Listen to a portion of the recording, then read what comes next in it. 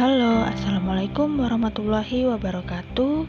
Perkenalkan, nama saya Marlina dari Prodi Hubungan Internasional kelas A dengan NIM 1802045020.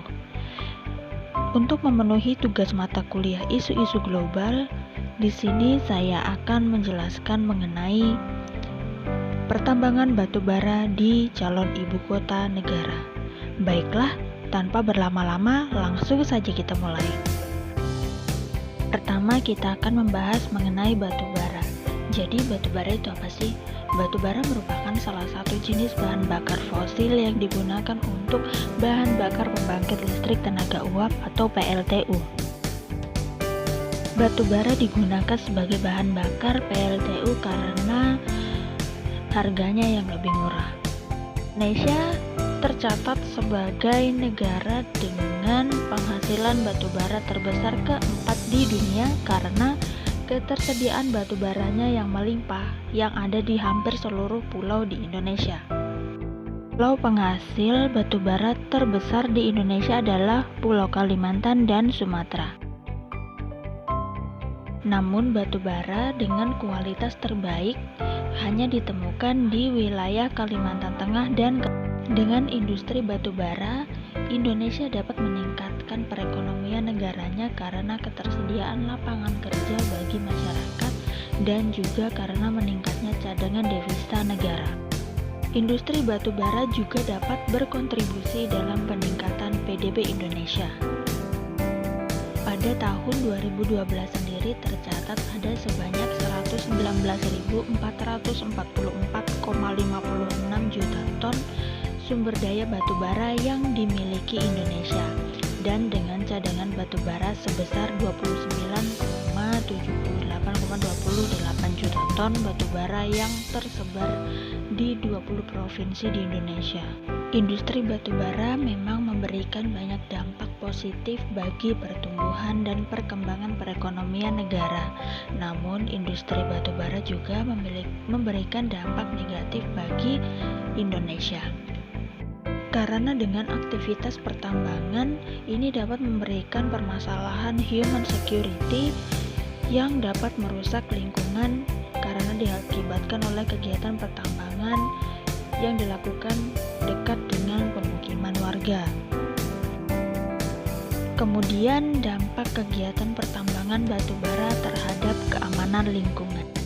Dalam konsep human security atau keamanan manusia ini terdapat turunan lagi, yaitu environmental security atau keamanan lingkungan yang mencakup kesehatan fisik dari lingkungan, yaitu mengenai degradasi atau penurunan kualitas lingkungan hidup, kemudian terjadi natural disaster atau bencana alam, munculnya permasalahan polusi baik itu polusi udara, polusi air, bahkan hingga polusi suara.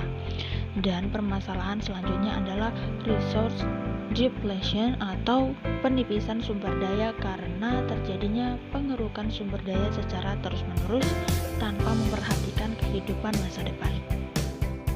Kemudian ada permasalahan tambang di Kalimantan. Pertama adalah permasalahan mengenai lubang tambang. Berdasarkan data dari Jatam atau Jaringan Advokasi Tambang, lubang bekas galian tambang banyak memakan korban.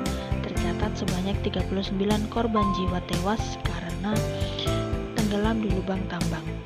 Ada sekitar 1.735 lubang tambang menganga di wilayah Kalimantan Timur yang tidak diurus dan direklamasi oleh para perusahaan tambang yang tidak bertanggung jawab.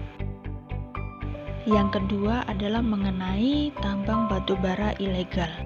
Ada tambang batu bara ilegal yang ditemukan di kawasan Tahura atau Taman Hutan Raya yang terletak di Bukit Soeharto, Kabupaten Kutai Kartanegara.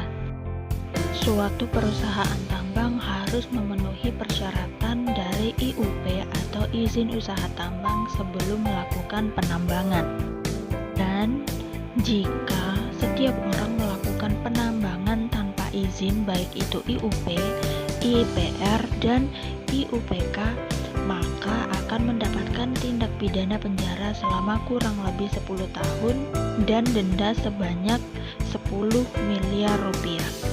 serta tindak pidana penjara selama 1 tahun dan denda sebesar 200 juta rupiah akan diberikan kepada setiap orang yang melakukan eksplorasi tanpa hak di tambang.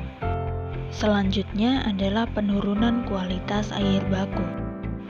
Pada kasus penurunan kualitas air baku ini juga tidak lepas dari permasalahan tambang ilegal. Tambang ilegal ditemukan di kawasan Sungai Merdeka, Kelurahan Sungai Merdeka, Kecamatan Samboja, Kabupaten Kutai Kartanegara.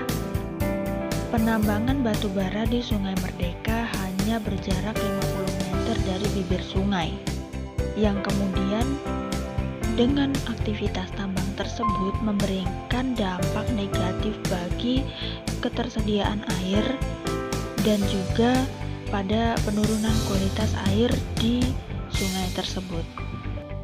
Penurunan kualitas air terjadi karena proses sedimentasi yang semakin cepat.